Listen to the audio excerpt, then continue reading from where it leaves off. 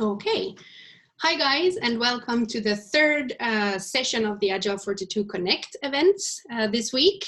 Tomorrow is the last one. Today, now we're going to speak with Richard Sheridan from Menlo Innovations, and he has his colleague Erica with him today. Erica is going to help me behind the scenes today. Very nice to see that so many of you joined us today, and also in the morning session with Zipgate was nice to see you. Today you can chat with us in the chat during the session, and I will be monitoring that, and Erica will have a look at the questions in the Q&A after the presentation from Richard. So feel free to put all your questions in the Q&A and to chat with us in the chat. If you want to chat, please write to all attendees and panelists so that everyone in the audience can see your good comments. This session is also recorded, and the recording will be shared on social media and a blog post after this week, so stay tuned also for that. Yeah, I think that's pretty much it. We also, by the way, have a cool donation going on now for people affected by the COVID crisis. So if you feel like you want to donate and help people to get food, I'm going to share the link in the chat with you so you can go and donate there. Nothing else from my side. I'm really looking forward to the Menlo tour that we're going to join today with you, Richard. So I'm going to give you the stage right now and see you when you are done. Awesome. Great. Well, wonderful to be with you all. I'm going to share a screen here. You know, probably many of you, because you're in the Agile community, know my good friend Linda Rising. And Linda has been known to say from the keynote stage and even in some of her writings that Menlo Innovations is the most agile organization in the world. And I had no idea how important that was going to be when all of this kicked in. We have had to be as agile as we can be to adjust to this new reality that we find ourselves in. One of the hallmarks of Menlo over the years, over our 19 years of existence, is hosting people on tours. People would come from around the world to come visit. Perhaps some of the people in the audience here have come to see Menlo over time. Love to hear from you if you have. And of course, all of that stopped. It started slowing down in December. By January and February, nobody was coming to visit because all travel had been canceled. And that was a very unnerving and lonely time for us. And then, of course, at that point, we all got sent home. And so this place that just so enjoyed being together all day long in a big room was now itself empty. And so we didn't know what was in store for us at that point. And we didn't know how we would continue sharing what we've learned with the world if we couldn't do tours anymore. And a little over a month ago, one of our friends called up, asked us how it was going, because they knew we had to make some remarkable changes to Menlo just in order to function, given the way we typically work. And we did a virtual tour for them. And it was so well received that we decided to publish a little story about it on LinkedIn. And we told people, if you want to take a virtual tour, just write us. Well, we are now doing about a dozen virtual tours a week. And I'm happy to say that this virtual tour with our friends at agile42 is the largest virtual tour we have done to date. So congratulations by setting a record for one of our virtual tours today. So we're going to take a virtual tour of a virtual Menlo. We'll leave plenty of time for questions at the end. But I can tell you that the central theme I want to address here today is, how do we maintain the joy of our culture when we aren't together anymore? You see, a lot of people have come and visited us. They wanted to see the joy of Menlo in this space that we work in. And often their question is, does joy matter? Is it visible? Is it tangible? And does it make business results? Does it actually improve the outcomes for the software projects that we work on?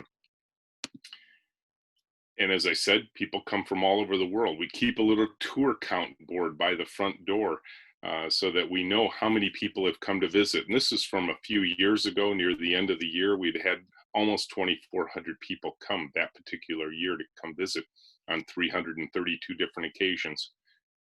And so as we moved into this virtual environment, we had to figure out how to virtualize Menlo.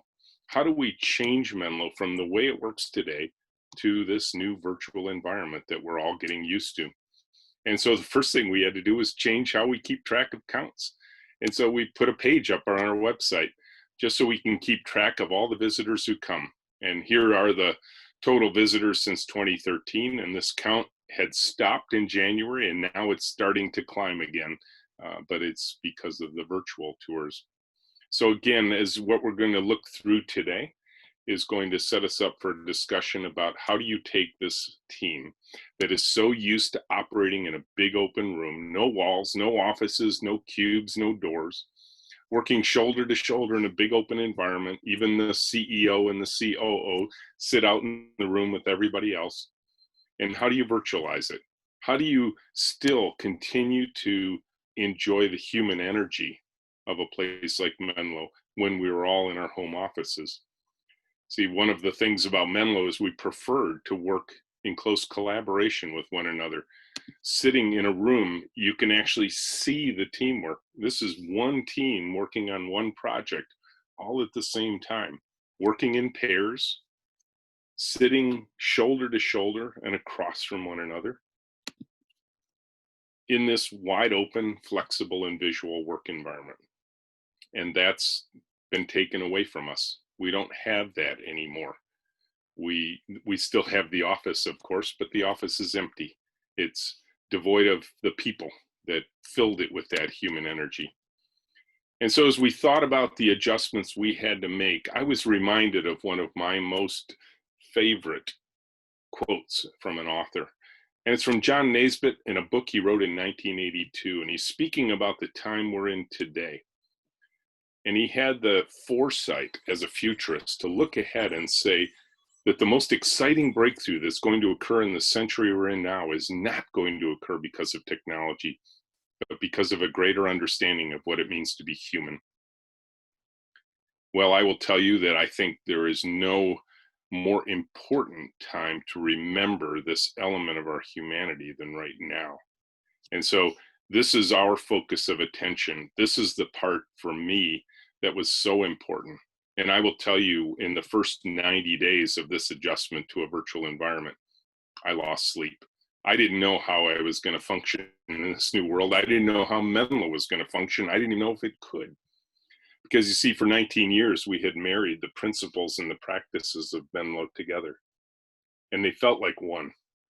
They felt like they couldn't be separated. They felt like they had been so molded from one another that they couldn't be pulled apart.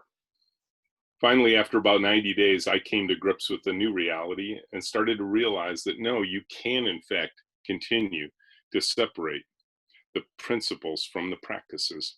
The principles are still at work at Menlo, as you'll see. The principles of collaboration, of teamwork, of relationship, of trust, of a focus on human energy. The practices, well, they had to change, and they had to change big time. You'll see the elements of those new virtualized practices in the discussion we're going to go through today. So yes, the Menlo software factory is now fully distributed. Everyone's working from home. This is a picture of the home environments of many of the Menlonians. And you can see they're all different. And they're all isolated, and they're all away because we wanted to be safe. The safety and health of our team was of paramount importance. That was number one for us. So while we are distributed, while we are, well, quite frankly, we rejected the term social distancing at Menlo. We didn't want to think about social distancing. What we needed to think about for the safety and health of our team was physical distancing, socially connected. So we are still together. We still work in this virtualized environment, but working together in our pairs, together in constant online meetings all day long, making sure we're sharing the best parts of us with each other. And so we get to see each other every single day.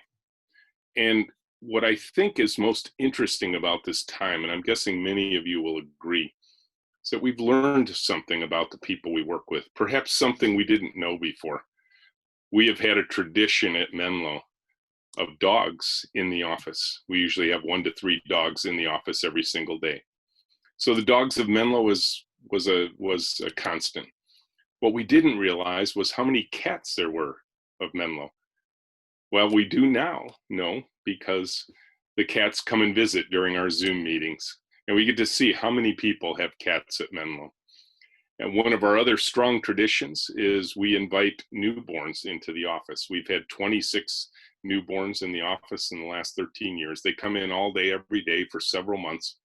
And now we can't bring those newborns into the office, but we can bring them into a Zoom meeting. And I'm proud to say that that little one in my arms is little Quinn, one of the newest arrivals in the Sheridan family.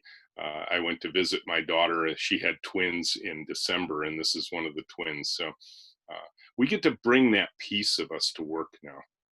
We get to see some insight into our team members. We get to see a side of them perhaps that we wouldn't normally have seen. We get to see the artwork that they have hanging on the walls, the kind of paraphernalia that they have on the bookshelves behind them, and so on. And so I think we've actually learned a little bit more about our team members in this virtual environment than we would know just when they were in at Menlo. Again, that piece of humanity coming into the picture. But for us, probably the central gear of Menlo, the part that has fostered our joyful culture at Menlo, was this idea of putting two people together all day long, working on the same task at the same time. Whether programmers or high-tech anthropologists or QA members or other members of our team, we've connected our team over our 19 years intellectually, we've connected them emotionally, we've connected them physically. Two people, one keyboard, one mouse, sharing a task all day long. You probably can't imagine a more engaging environment for a virus than the one I'm describing right now. Talking to each other in close proximity all day long. And so this was the part that had to stop for us. We couldn't put two people physically together. So we had to figure out a way. Fortunately for us, we had been doing remote pairing for 7 years.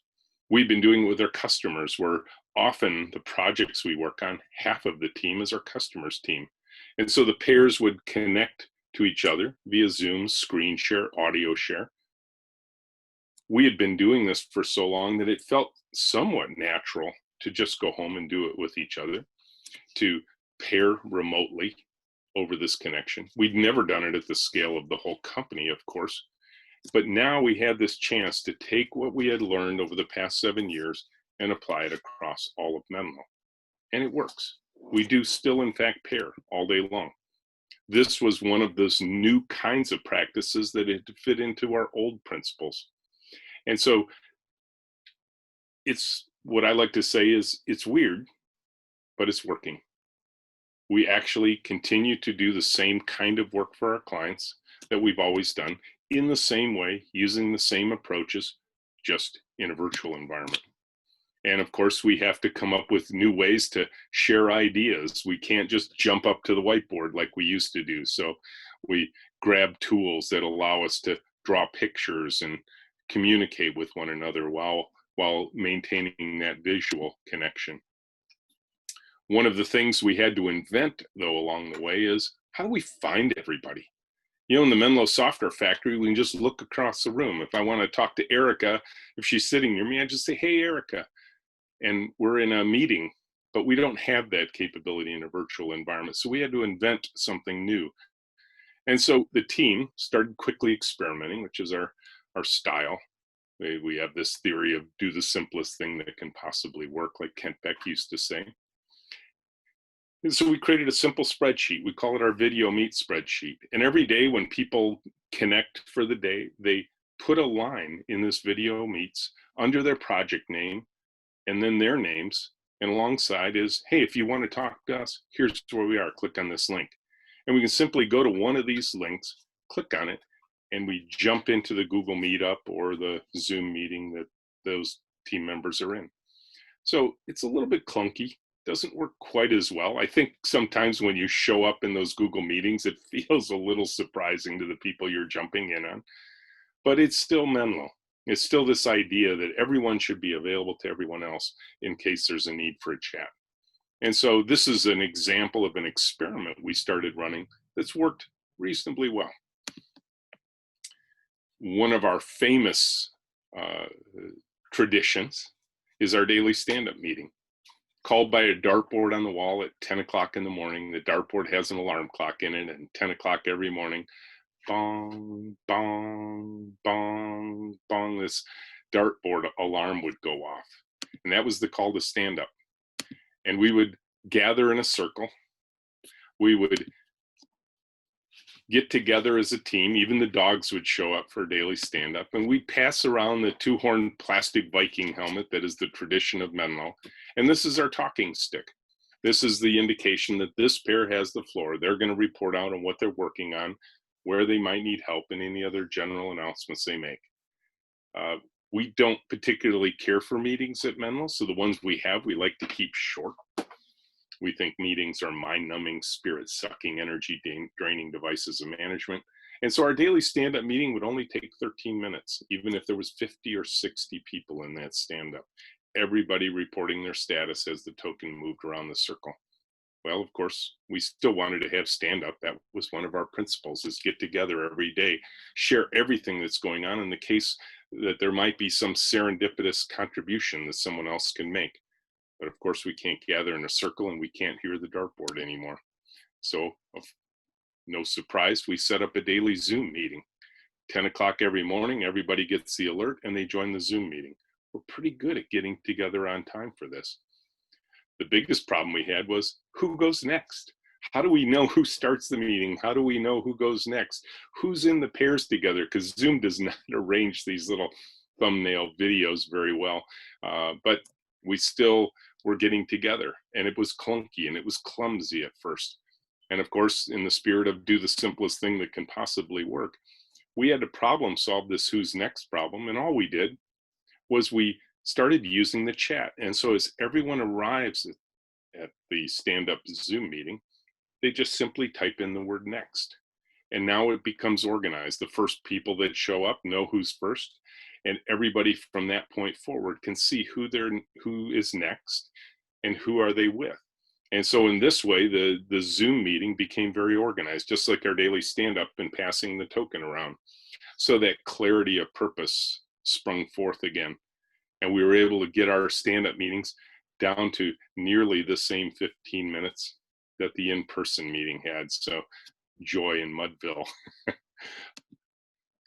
And we still celebrate together. That's always been a big part of Menlo. Whenever something big happens, a birthday party or something, it would often be announced as stand-up. People would cheer. The birthday party team member would bring donuts or cookies, and we'd all have a chance to celebrate.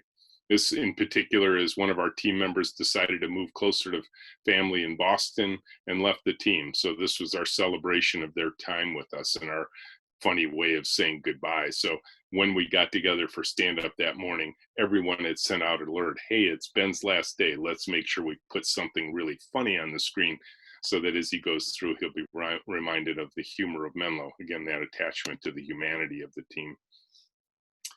One of our other more famous components of Menlo is our visual management system that is driven by handwritten index cards. This is a big thing for us. You know, a lot of people are often remark about us that they're surprised we still like handwritten artifacts, even though we're a software company. And we do. We think it's impossible to not read something you wrote by your own hand. So we still prefer handwritten artifacts. But of course, that isn't as easy in a virtual environment. So we had to translate these handwritten artifacts into electronic versions. And we're always worried about electronic versions of things like these simply because the electronic versions often have infinite scalability. You can scroll screen after screen after screen, and then of course no one's going to read those artifacts.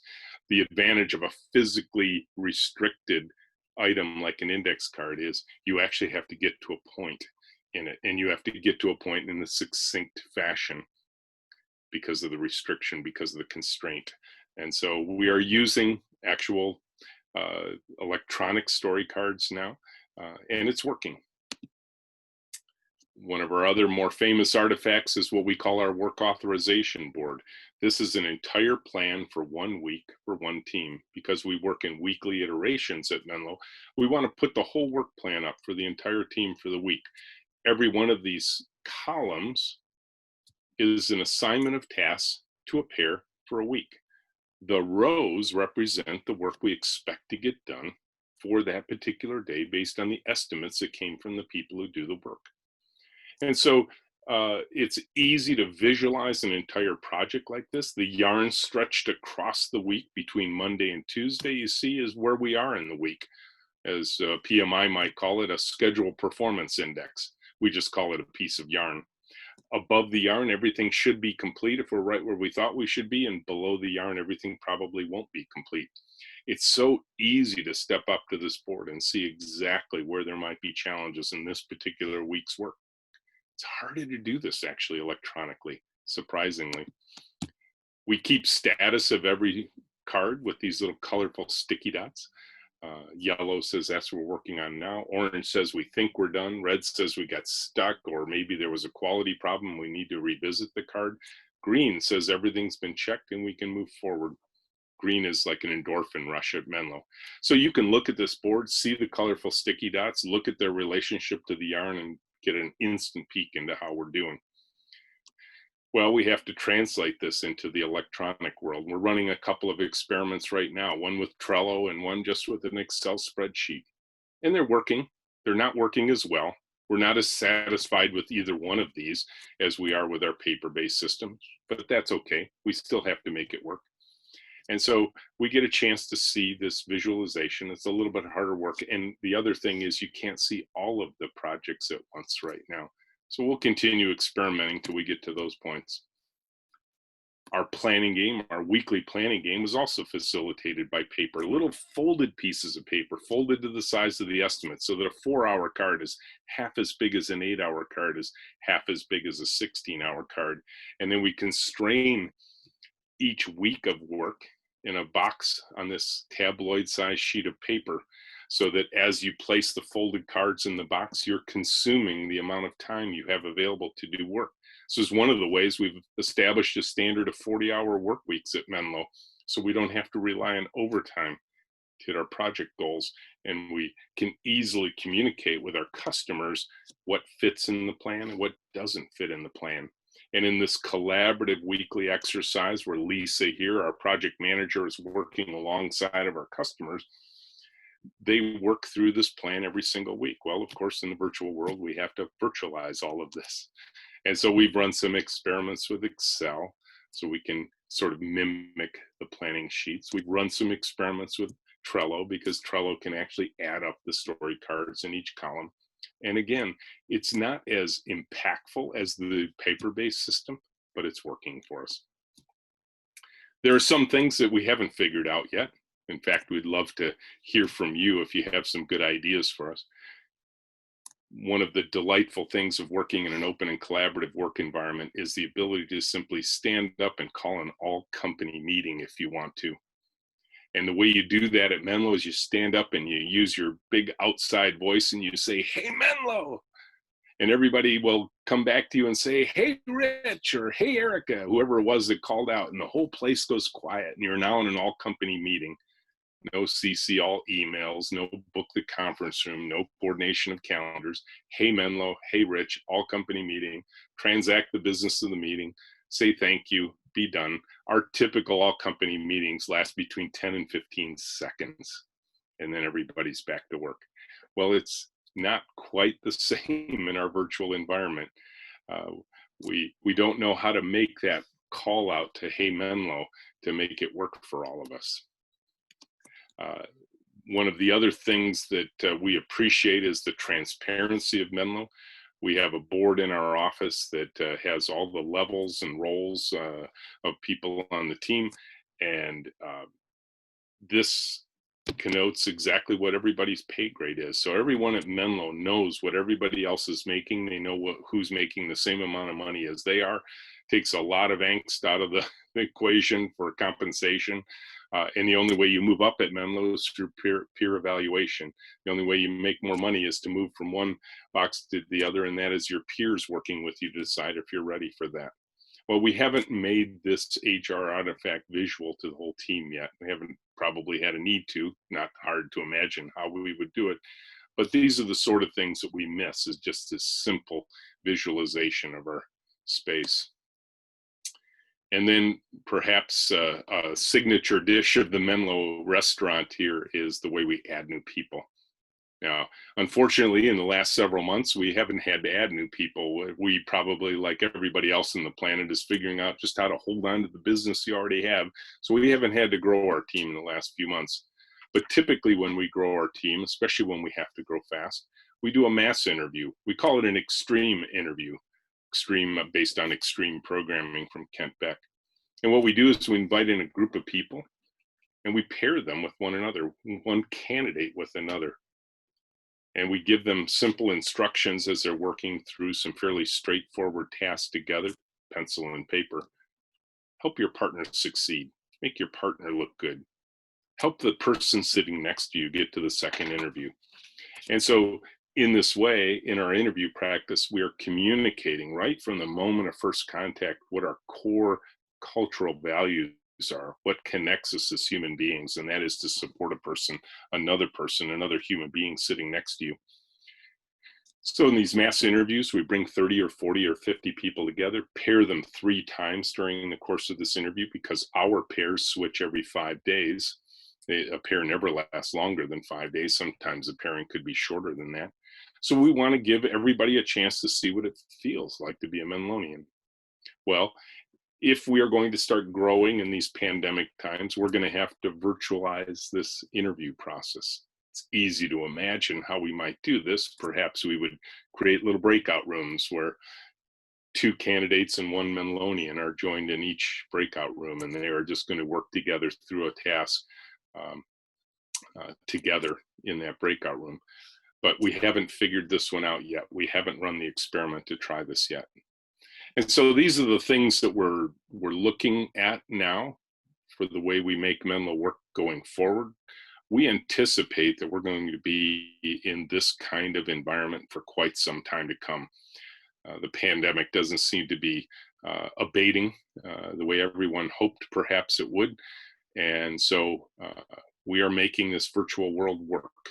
And we yearn to be together. There's no question we still want to be together in this environment, in this big open room. But I'm guessing that Menlo will never be the same going forward. It'll never be exactly the same as it was before the pandemic started, and we're okay with that. As I said in the earliest part of this, we knew that our principles were more important than our practices. And as we pulled those apart and put them back together in a new way, we had to make sure we were maintaining the same joyful cultural practices, principles, and culture that we so much enjoy as part of our work life. And so I'm happy to take questions at this point. We can keep this an open-ended conversation from this point forward. I want to thank you for being part of one of the largest virtual tour groups we've had to date, and I'm delighted to have been able to share with you what we've learned so far, and we have so much more to go, and I hope we learned a little bit from all of you today. Thank you very much. Thank you, Richard. This was super interesting to listen to. Really, really nice. And we have got some questions, so I'm going to let Erica take the questions with you. And if I can help in any way, just let me know. Awesome. We do have some great questions. So the first one relates to how we protect our clients' confidential information as we tour people around, both when we were in the building and maybe now, how we're protecting that IP. Yeah, you know, it's funny. Sometimes the best way to protect things is to put them all out in the open. From our earliest days, because we signed strong non-disclosure agreements with our clients, we had to code name all of our projects. So if somebody comes through, they would see the code names on the project wall. I'll go back to the to the PowerPoint here just for a second and just give you an example of what this looks like. Right. Let's see, right here. So there are 3 examples of code names: Wilmot, Chauvis, and Merino. And so if somebody comes up, sees this board, we would tell them these are 3 projects working on for a single client. So they're all grouped together. And they would say, oh, what's this project? We call it the Wilmot project, the Chauvis project, the Merino project. You can probably see a little bit of a sheep theme to this project. And so we codename all of our projects to protect the identity of our clients. So if somebody leaves Menlo and somebody else asks, as they're trying to gain competitive knowledge about us, they say, oh, what are they working on? They say, I don't know, they're working on something called Chauvis. Oh, what is that? I had no idea. And so it's interesting that we can keep all of this protected even though we're doing these tours every day. Great. Question about pairing. How does someone find their pair to work together? How are pairs assigned? That's kind of leading, but yeah. Let's unhide some slides here now and show you how that part of the process works. Whoops, I hit too many buttons. Excuse me. I got to go back to my PowerPoint. There we go. Let's see. So every week we go through a planning process that gets published to the team. Everyone participates in this process, although it is run by our project managers, but everyone has a voice in this process. And what happens is every week we start putting together a matrix of the team going forward. And this matrix ultimately looks like this, and every swim lane has one person's name in it, every column, and which project they're going to work with and who they're going to be paired with in the coming week. Now, again, the team members have a lot of input into this, so it is very self-organizing, and they can change it even during the course of the week if there's a need to do so. Perhaps somebody called in sick or somebody else has some specific knowledge and the team wants to make some adjustments. But this pairing matrix that goes out at the end of the day every Friday that is worked on throughout the course of the preceding week is the default pairing. If there's nobody else putting any input in, this is the pairing that everybody's going to use for the coming week. And of course, in the Menlo Software Factory, this is displayed on a monitor so that if Keely is trying to figure out who she's paired with this week, she can just look at the monitor when she walks in the door on a Monday morning. She says, oh, I'm on the Merino project and I'm on there with Ethan. And they go to where that pod of computers is for that project and they work together for the day. Well, of course, we don't have this monitor in the room anymore, but easy to imagine. We publish this on that video meets section. It's one of the top things on the video meets section. And so everybody, each day can go onto this matrix. Typically Monday is the most important day because that's when the news schedule is out for everybody to look at. And they figure out who they're paired with. And there's a lot of thought that goes into this. This is probably one of the most thoughtful processes we go through at Menlo. I'd be happy to describe to you in greater detail than I already have what goes into the decision-making processes, who's going to pair with whom and who's going to work on which projects. But this is where it's all known so that everybody knows immediately as they come in to work on any given day who they're going to be paired with. And speaking of pairing, how are we fighting the fatigue of pairing through a virtual call? Yeah, that's a good question. We should probably ask the pair partners that question. I know we weren't going to leap into any of those. I think each team member has to guard their own personal energy in this.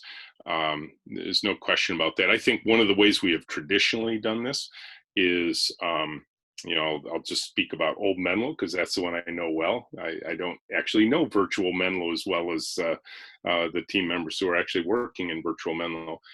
We only work 40-hour work weeks. We don't work weekends. The day starts, it's a relatively normal day. Start between 8:30 and 9 and between 5 and 5:30. The team has some prescribed breaks during the day. So daily stand-up at 10 o'clock gives everybody a chance to step away from their computers, stretch their legs, go grab a cup of coffee, and so on. Take the dogs for a walk if they brought their dog in that day. noon, of course, lunchtime. And then a tradition of Menlo that was started probably 15 years ago is 3 o'clock walkies, where literally at 3 o'clock, someone on the team would stand up and say, walkies, and then everybody would just get up and walk around the block together for a few minutes, come back, get outside, get outdoors, breathe in outside air. What constructs they're using today, I'm unsure of, but we at least have a mental tradition that prescribed breaks during the course of a day can really help with the fatigue of that, and keeping the days constrained is still true to this day at Menlo. And do you mind if I just add one thing to that? The team really sought each other out when we went remote and built the spreadsheet so they could find each other. And they've mentioned that pairing has really helped with not feeling lonely and not feeling too removed from the day-to-day activity. So they view it as a positive. It's certainly tedious to be on a screen all day, but they view it as a positive to remain connected to each other. Yeah, I think I'm guessing most would agree that one of the biggest challenges of this time is loneliness and isolation. And at least with our pair construct and switching of the pairs every few days, you're still getting to see your team members. You still have some support, somebody to ask a question of, somebody to unstick you, somebody to talk to. So the next question, if we can think back to March and moving everyone to their new environment, how quickly did we manage to move everyone? So the question is, remembering this person's been through for a tour, and they remember how the teams worked at a workstation. They didn't have their own desk. It was pretty difficult maybe for us to solve that when we moved remote. How did we move equipment, and how quickly did we manage to get the team off site? Yeah, we had anticipated this coming in February. You didn't have to, you would have had to bury your head in the sand not to see this storm coming when you saw what was happening in China, what was happening in Italy, and so on. So we started thinking, hey, this is going to hit here. It's going to hit us just as hard as everybody else. So we ran some early experiments in February. We took whole project teams and said, hey, you're going to go home for a couple of days. Take equipment that you think you need, check your home internet connection. We set aside some time for people to work on setting up their home offices as best they could. That was a story card they got to work on, is set up your home office. And report back to us, what worked, what didn't work, what did you forget to bring home with you, and so on. So when the day came, and I think it was roughly around March 20th or so, when the governor came out with the order that said, must all go home. And we had about a week to prepare for that, because the national emergency in the United States was declared the previous Friday on March 13th. And so as that week wore on, more and more people, we just told the team, look, number one, if you're uncomfortable being in the office, just go home, take what you need. Then by that Friday, the governor in our state declared all must work from home. Only essential work can be done. If work can be done at home, it must be done at home. And so, boom, everybody goes. And the essential work for the next week or two was mainly fell on my co-founder and my shoulders. And that was, as people started reporting what they didn't have at home that they needed, James and I would go to the office, pick up that piece of equipment, and drive to our team members' homes to drop off a computer, a webcam, in one case, a chair, because one of the team members' chair at home was way too uncomfortable to sit in for 8 hours.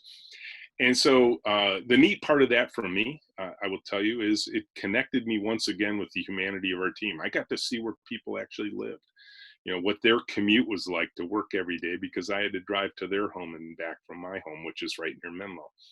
And so that was the way we made the quick adjustment. But I will tell you, my recollection is that very quickly we were working, we were productive again. Was it perfect? Of course not. No one should have expected perfection in the first few days of this. And I will say, even after 4 months of this, is still not perfect. And I think any of us who are, thinking that, we should be able to match the productivity of the old environment is just, making assumptions that I don't think are true.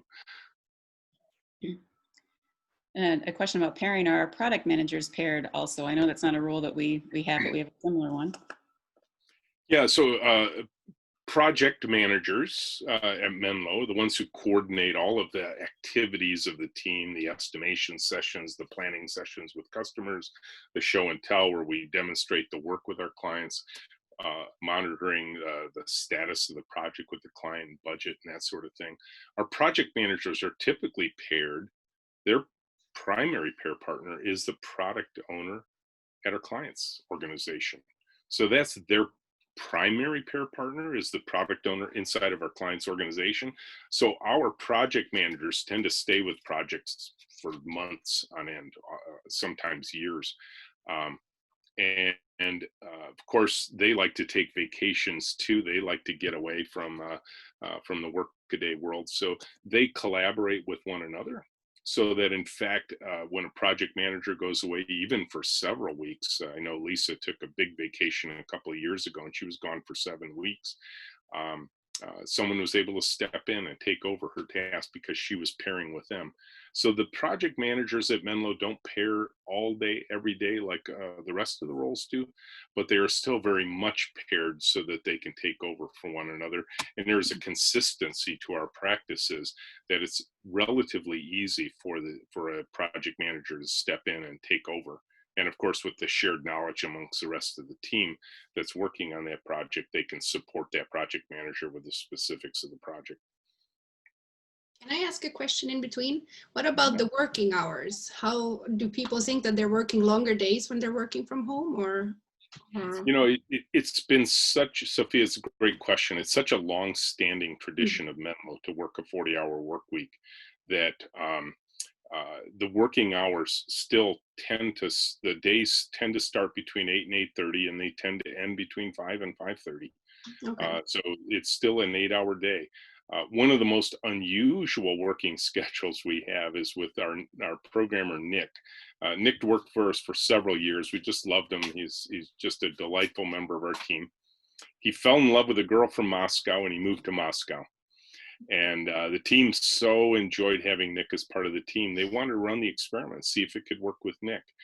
He's one of our longest standing remote pair experiments continuously. He's been working with us remotely from Moscow 8 hours a day for the last at least couple of years. And, you know, his day starts at 5 in the afternoon and it ends about 1 in the morning. And somehow it's working for Nick, and he's not given us any indication yet that it isn't. He and his wife have had a baby. Okay. So, and that's one of the Menlo babies that shows up at work, is just the Nick's baby, little baby George, is the first virtual Menlo baby.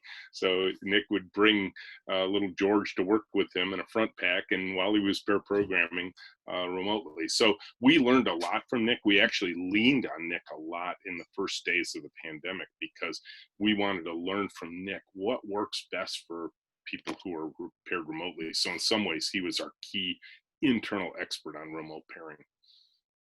Cool. Okay, next question related to pairing. Have we been able to quantify the benefits of pairing to show the ROI? Yeah, I always like to say, compared to what? I want to hear who's done the ROI on the not paired model. But let me offer some tangible evidence of the effect of pairing. And I think it would be unfair to put everything I'm about to say just on pairing alone. But I think pairing gives us this fundamental gear that keeps us connected to so many other of our disciplines, because it's really hard to wander from a set of disciplines you've agreed on to as a team when you have to get your pair partner to wander with you. And even if you get one pair partner to wander with you for 5 days, then you get a new pair partner. It'd be really hard to keep up this, you know, keep subverting all of the practices of Menlo and not, you know, convince people, no, we don't really need to write tests before we write the code. And we don't really need to have a pair partner for every single line of production code. And we don't have to do continuous integration. That would be really exhausting to be a pair partner of Menlo and continually break down those practices with each pair partner over the week. And by the way, it's never happened in 19 years. But here's the most direct evidence we have of ROI. And I will tell you, this is a compare and contrast. I'm now in, you know, I started working professionally in software development around 1980. So I'm 40 years in this industry, roughly now exactly bifurcated between 20 years the regular way, the old way, 20 years the Menlo way. So we're just, for me personally, I've gotten to see 20 years of both of these. My life in the old days, the reason I was led to talk about joy and write books about it and so get so enthused about the Menlo approach is because of the pain I experienced in my old life. The pain of missed deadlines, blown budgets, quality problems galore, firefighting from one end of the day to the other. My life was filled with emergencies. I had hoped when we shifted into the Menlo model that we could get emergencies down to maybe, I don't know, one a day. One a week would seem unfathomable. One a month would have seemed impossible. One a year would have been like fantasy thinking. But in fact, the last time our team remembers a true software emergency, all hands on deck, fire alarms going off because we had to fix something and fix it now, 2004. It's been 16 years since we've had a true software emergency. If that isn't ROI, I don't know what is. Next question is, how are we collaborating with our customers in this environment? Yeah, this was probably the most frightening part of this new world for me. Menlo has this interesting sequence where we often, it can take a while. We're very patient business developers. But if you write a book, you speak at a conference, you meet a bunch of people, they love the story, they want to come visit. They come and visit, they take tours, they take classes and so on. Some of those people eventually become customers. And then we send out a team to visit with them. They get on airplanes, they go visit. Our high-tech anthropologists, which is our design thinking team, will often do the early parts of the engagement. They will, as Lean would say, they go to the Gemba, they study people in their native environment, learn everything that's needed to create a great user experience that our software team can turn into great software.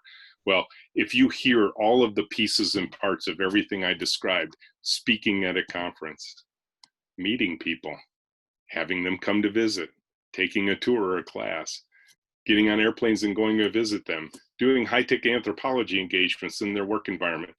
You can imagine how much I panicked in the first 90 days when all of those tools were taken away from Menlo to close new business. And I will tell you the most delightful moment in those first 90 days for me, I will probably remember it for the rest of my days, was we got a call from a customer in Texas. And they wanted to do a new project with us. We weren't going to get an airplane to go see them. We're going to try and close the deal remotely. We're going to set up the team to do remote observations for our high-tech anthropology team. And one of our senior high-tech anthropologists, Molly, leans in. She says, "This will be so exciting to figure out how to do this remotely." I was terrified inside, and here's one of our team members saying, "I can't wait to figure out how to do this. Let's run a lot of experiments." And so I'm delighted to say that we have figured out how to close new business, how to do remote and virtual high-tech anthropology, how to work through our weekly processes of estimation, planning, and show and tell with our clients. We still prefer the in-person model. I think we always will. I can't imagine we're going to get to the point where it's like, no, this virtual stuff, it's perfect.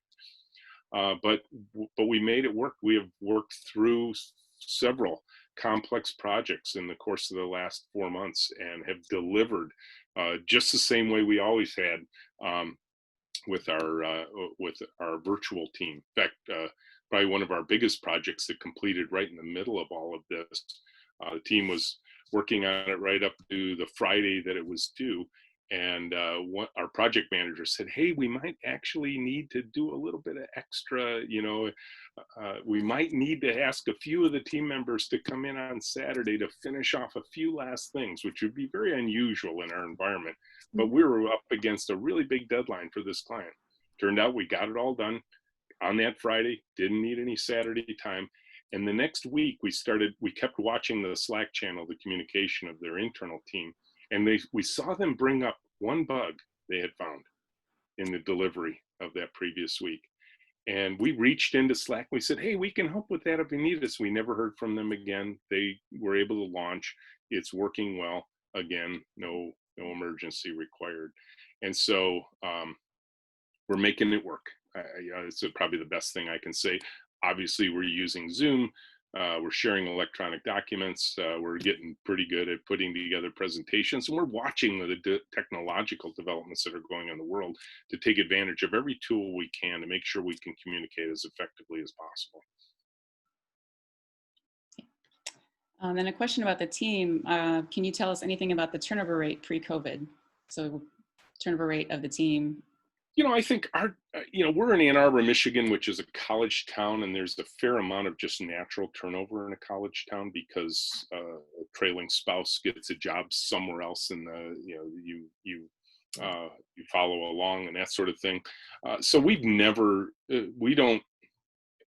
focused on our attrition. I think it's pretty normal. We lose people, we gain people, that sort of thing. Probably the weirdest part of our statistics that would confound how we would even measure attrition is we have negative attrition. We have people who leave and then they come back, and we embrace that. We call them our boomerangs.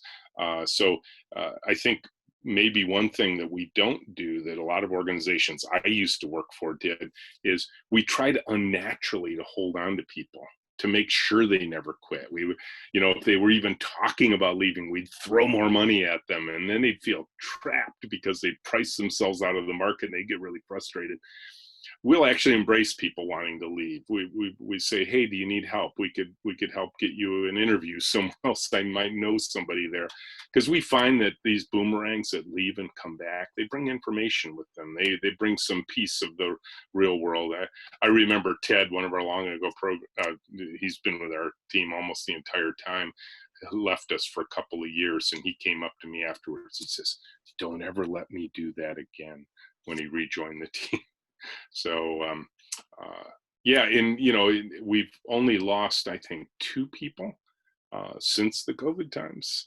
Ben went back to family, and Andrew decided to pursue a music career. Question about Zoom fatigue. Have you had thoughts about how Zoom fatigue may influence processes and work week long term? Yeah, I think the danger in Zoom fatigue, and we're still, obviously, I think it's too soon to tell. I mean, I think it's still, this is also new. But I think the part that even I've learned personally, and I will tell you that I know I'm doing better today than I was the first time I did something like this. I did a virtual keynote in March. It was supposed to be a conference in person in North Carolina, and they virtualized it in a very short period of time. They did a great job with it, and I gave a keynote. And by the time I was done, I felt good about it. I felt like I'd done a good job, and I was completely exhausted because what I figured out was, and I've learned since then how to do it better, is I derive a lot of energy from the crowd that is in front of me. And without that feedback from the crowd, I was, I wasn't getting that input of energy coming from the crowd. So I was just pumping energy out, and I was just completely exhausted. So my guess is people have learned to adjust. I think for us, I will say that it's always been a tradition of Menlo, and part of our sort of our psyche. We had a lot of fun. We just use humor. I will tell you that there's a lot of things you can do, even just with Zoom, that can really make it fun. For instance, you can go to crazy worlds with the Lord of the Rings, or pretend you're in a bunker, or have crazy creatures behind you and that sort of thing. And so I'll go back. Erica's like, no, don't do that. But I will tell you, let me just share one thing, just because back to sharing the PowerPoint here for a second, just because I think it's fun and it's indicative of what I think we're doing to alleviate that Zoom fatigue with humor. Is let's see, right? No, not that one. Is it this one? Yeah, maybe I'm not going to find it. It might not be in this particular one. I know there was one time where it was a stand-up on May the 4th, and it's going to stop sharing there. And Scott had a Starfighter helmet on, and he put it on, and he put a Starfighter backdrop on, and it looked like he was in a Starfighter. It was actually really good. And so I see the team continuing to rely on humor to keep things a little lighter. I also see them getting more connected, reaching out to people, asking them how they're doing. Just, are you okay? Really paying attention to how people feel, and their willingness to share how they feel with others is really an important part of Zoom fatigue. I think for us too, and maybe many of you have seen this, Sophia, I thought it was so delightful yesterday when the CEO of Sipgate had his little boy come in and just stand next to him. And I'm guessing he was about 4 years old or so. And there was no anxiety about it. There was no anxiousness. He just embraced his little boy being there. And I see that at Menlo too, where we've just, the cats, the dogs, the kids, we've gotten to see the Menlo babies, those 26 babies that have all grown up. We celebrated Abby's 10th birthday. It was a COVID birthday, so her friends couldn't be over. So we did what we could to keep her connected. And I think that sort of dropping of the professional pretext that so many of us would have been frightened about. I mean, my gosh, I'm presenting this from an RV in the northern parts of Michigan. You're seeing this little curtain. I tried to make it look as professional as possible, but I wasn't really worried about it. I wasn't worried about, oh my gosh, what will people think? And I think if we start to let go of that stuff, I'm convinced that the first time I do a real keynote on a real stage in front of a real audience in some faraway city, I'm going to step onto the stage with my Zoom shirt and shorts and slippers, just to remind the audience what we just exited out of. So I think it's important to keep our humanity up and our humor. I think we, Erica, still have time for the last question before we're running out of time. So shoot with that. Sure. The last question was related to the length of typical projects that we work on. And I just answered quick in text saying that, if you're transitioning to mainframe, it can take years. Other projects can happen in months. But Rich, if you want to add anything to that? Yeah, I would say typical projects at Menlo last somewhere between 6 months and 18 months. That's probably the heart of the bell curve. We've had projects that have lasted 10 years. Now, it's not a 10-year project like you waited 10 years to release something. It was a 10-year project that the product itself that was being developed was so successful that the customers clamored for more features over that 10-year period. But I would say, there have been projects 10 years, 4 years, and so on, but the majority of them are falling, and some of them very short. Sometimes we execute a project within, I know we did a COVID screening project for a local museum where when people were checking in, they'd answer the questions of, is it safe for you to be at work? Do you have a fever? Have you been in contact with anybody? And then keeping track of all those responses. And we put that together in a couple of weeks for them. Cool. Good. Thank you very, very much, Richard and Erica, for your time and for the tour. It was really, really nice to have a look at what you do, and also to have a lot of time for all the questions that we had today. So that was very, very nice and valuable. And thank you, Richard, also for taking time from your vacation to join the panel yesterday and be here today. That was really awesome. It's kind of one of the nice things about this time is you can do work from just about anywhere. And I think I'm proving that once again today. Absolutely. Absolutely. That was great. The recording will be available soon on our blog and social media. So you can have a look and share it around also with your networks as soon as we have that. Once again, a big thanks. Hopefully we will see a lot of you guys also tomorrow morning in the webinar with the DiviMove. So please sign up if you already didn't do that. Thank you. Have a good day, guys. All right. Take care, everybody. Thanks for participating. Thanks. Bye. Bye.